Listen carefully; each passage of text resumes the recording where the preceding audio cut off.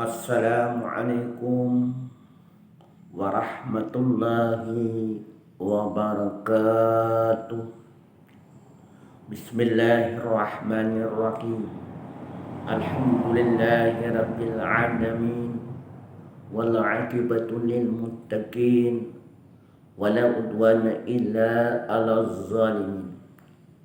Wassalatu wassalamu ala asyrafil anbiya'i wal mursalin Sayyidina wa maulana Muhammadin wa ala alihi wa ashabihi ajma'in.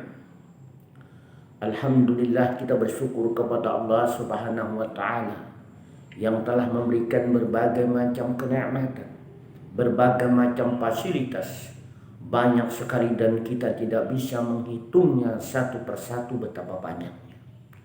Namun semua kenikmatan yang Allah berikan kepada kita, maka hendaklah kita syukur.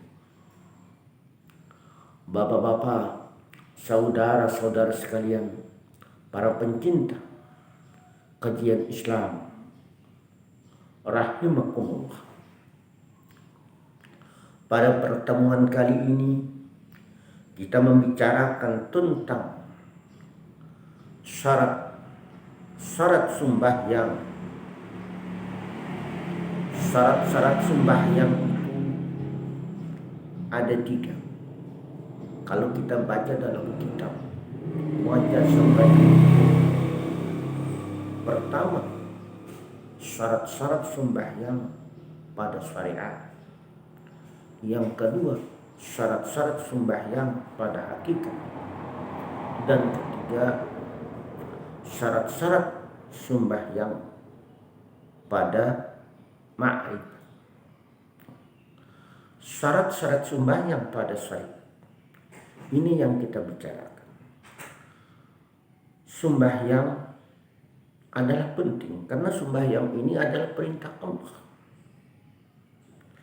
Sembahyang adalah tiang agama. Kita hendaklah mengetahui syarat sembahyang. Sebelum kita melaksanakan sembahyang, hendaklah kita belajar syarat-syarat sembahyang. Sembahyang itu perintah Allah, maka kita harus tahu syaratnya. Yang pertama, Islam. Jadi kalau bukan Islam, itu tidak diwajibkan. Jadi syarat pertama orang yang sembahyang itu dia adalah beragama Islam. Tidak sah sembahyang orang kafir. Jadi orang yang sembahyang itu beragama Islam, bukan orang kafir. Ini syarat pertama. Kedua, mumaiz. Mumaiz itu dapat membedakan yang baik dan yang jahat. Yang buruk sudah tahu ini baik, ini buruk, sudah tahu dia. Yang mana yang baik, yang mana yang buruk. Kalau anak-anak itu kan sudah memaiz, dia sudah tahu ini baik, ini buruk. Ini kotoran, ini bau. Ini bau dan ini adalah kotoran. Dia sudah tahu ini yang kotor, ini yang bersih. Dia sudah tahu ini pakaian sudah bau, ini pakaian sudah bersih, sudah dicuci. Sudah tahu anak-anak itu. Ini barangkali kayak ayam, sudah tahu dia. Ini memaiz, ini syarat sembahyang. Ini kalau kita baca di dalam kitab wajah sampai ke puting. Kitab wajah sampai ke puting ini berbicara tentang ilmu fikih, tauhid, tasawuf, bahkan akhlak. Jadi kitab ini sangat memuat lengkap. Yang dikarang Al-Alim Al-Alama Asy-Syaikh Kiai Haji Mahmud Hasil bin Muhammad Hasil Al-Banjari. Kita bahas kembali memaiz, dapat membedakan yang baik dan yang jahat. Makan dan minum sendiri, dia dapat makan minum sendiri. Itu anak-anak sudah memaiz. Tidak sah sembahyang orang yang belum memaiz. Ketiga, masuk waktu sembahyang. Kalau belum sampai waktunya ini, tidak sah sembahyang. Kita mau cepat-cepat sembahyang, nggak bisa. Jadi harus masuk waktu. Masuk waktu sembahyang dengan yakin. Nah justru itu kita mengetahui, dan tidak sah sembahyang bagi mereka yang menyangka tidak masuk waktu. Harus yakin kita. Kapan perlu kita punya jam. Sekarang kita punya jam digital. Dengan melalui jam digital ini, insya Allah kita tidak salah lagi waktu. Nah, keempat, mengetahui yang fardu dan yang sunat, dan tidak sah sembahyang bagi mereka yang tidak tahu yang wajib dan yang sunat. Justru itu belajar. Jangan sampai kita tidak belajar, harus belajar. Tahu ini yang fardu, ini yang sunat. Nah, kelima, suci dari hadas kecil dan hadas besar. Harus suci dari hadas kecil dan hadas besar, itulah sembahyang.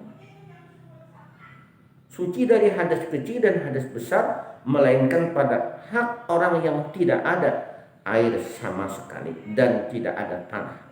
Batal sembahyang kejatuhan najis. Nah justru itu kita belajar. Belajar, jangan sampai tidak belajar. Kejatuhan najis yang tidak dimaafkan. Kita belajar.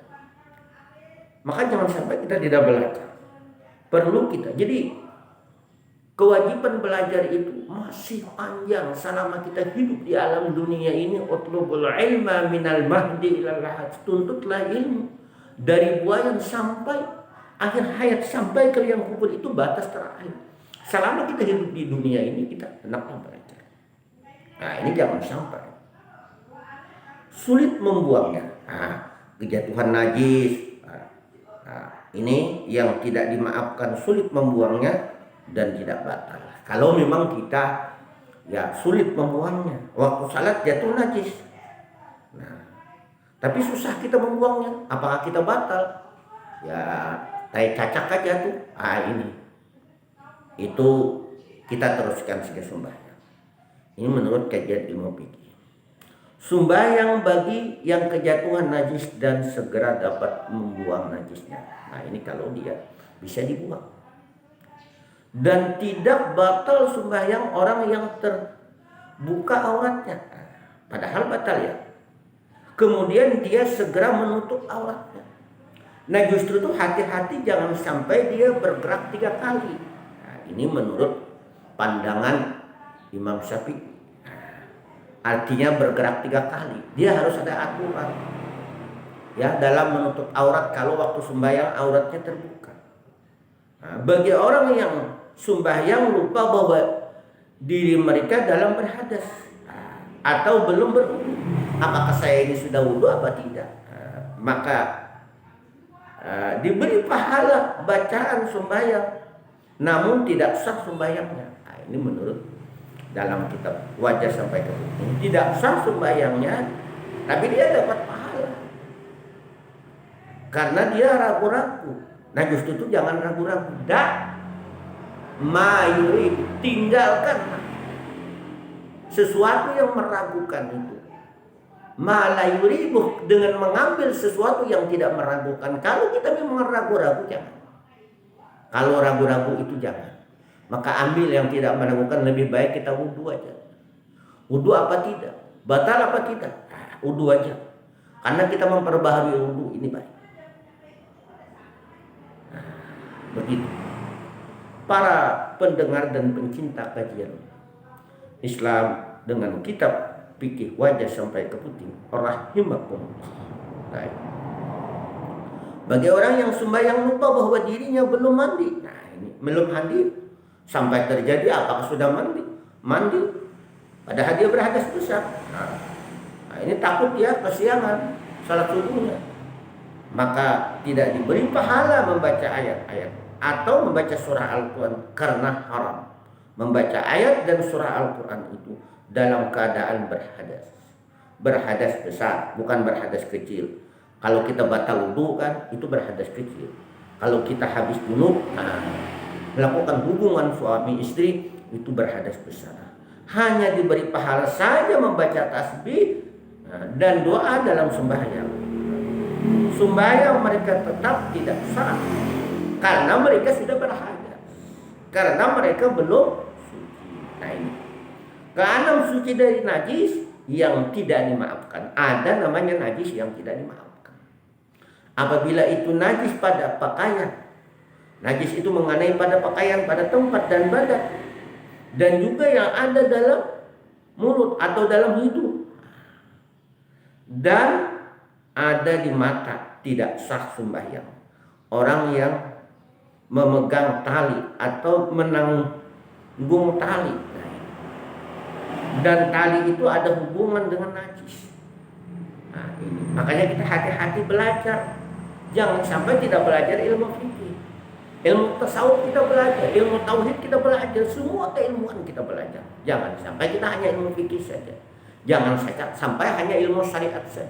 Ilmu syariat kita belajar, ilmu hakikat juga kita belajar. Sekalipun tali itu tidak bergerak, apabila bergerak. Nah, ketujuh, dimaafkan lumpur jalanan yang yakin kena najis karena sulit menghilangkannya. Nah, ini ngalih bana menghilangkannya, ini dimaafkan. Nah, ini dimaafkan. Dimaafkan. Masa hujan, ini masa hujan. Syarat sembahyang yang ketujuh menutup aurat. Ini harus ditutup aurat, jangan sampai terbuka aurat. Aurat laki-laki antara atas, pusat, dan di bawah. Aurat perempuan sekalian badan kecuali muka dan dua telapak tangan, zahir dan batin hingga pergelangan. Dan wajib bagi perempuan menutup aurat di hadapan laki-laki yang bukan mahramnya, jangan sampai membuka. Nah, justru itu selama ini banyak perempuan membuka aurat. Nah, ini kan mengundang syahwat, jangan sekali-sekali ya mengundang syahwat, kesian laki-laki. Nah, ini karena perempuan membuka aurat. Nah, di tengah-tengah umumnya, Masya Allah, astagfirullah, laki-laki yang bukan mahram, karena menjaga dari fitnah. Kedelapan, menghadap kiblat, maka tidak sah sembahyang yang tidak menghadap kiblat. Nah, ini harus menghadap kiblat. Kita sudah tahu, harus tahu kiblatnya. Sekarang sudah ada kompas, harus tahu kiblatnya. Jangan sampai kita sembahyang tidak menghadap kiblat. Nah, kiranya cukup sampai di sini yang dapat ulun sampaikan. Saya sampaikan kajian Islam, ilmu fikih, kitab wajah sampai ke penting ini. Usikum wa nafsi bitaqwallah. Wassalamualaikum warahmatullahi wabarakatuh.